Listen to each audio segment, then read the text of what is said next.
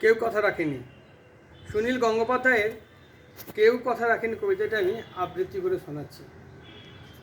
কেউ কথা রাখেনি, ৩৩ বছর কাটলো, কেউ কথা রাখেনি।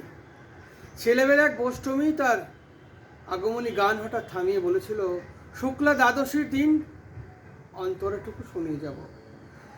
তারপর কত চন্দ্রভুক অমাবস্যা এসে চলে গেল, কিন্তু সেই বোষ্টমী আর এলো না। 25 বছর প্রতীক্ষায় আছি। মামা বাড়ির মাঝি নাদের আলী বলেছিল, বড় হো দাদা ঠাকুর, তোমাকে আমি 3 প্রহরের বিল দেখাতে নিয়ে যাব। সেখানে পদ্ম ফুলের মাথায় সাপ আর ভ্রমর খেলা করে।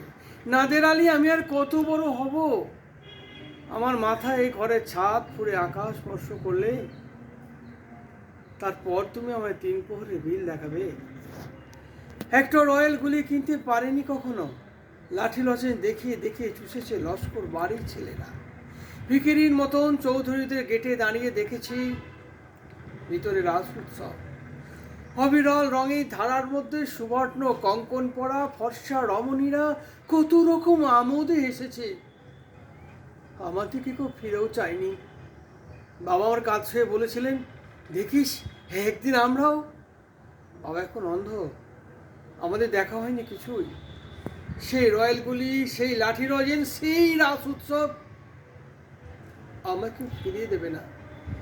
বুকের মধ্যে সুগন্ধি রুমাল রেখে বরুণা বলেছিল, যেদিন আমার সত্যিকারে ভালোবাসবে সেদিন আমার বুকের আতরের গন্ধ হবে। ভালোবাসার জন্য হাতের মুঠে প্রাণ নিয়েছি, দুরন্ত সারে চোখে বেঁধেছি লাল কাপড়, বিশ্ব সংসার তন্ন তন্ন করে খুঁজে এনেছি 108টা নীল পদ্ম। তবু কথা রাখিনি বরুণা। এখন তার শরীরে শুধু মাংসের গন্ধ। এখন সে যে কোনো নারী।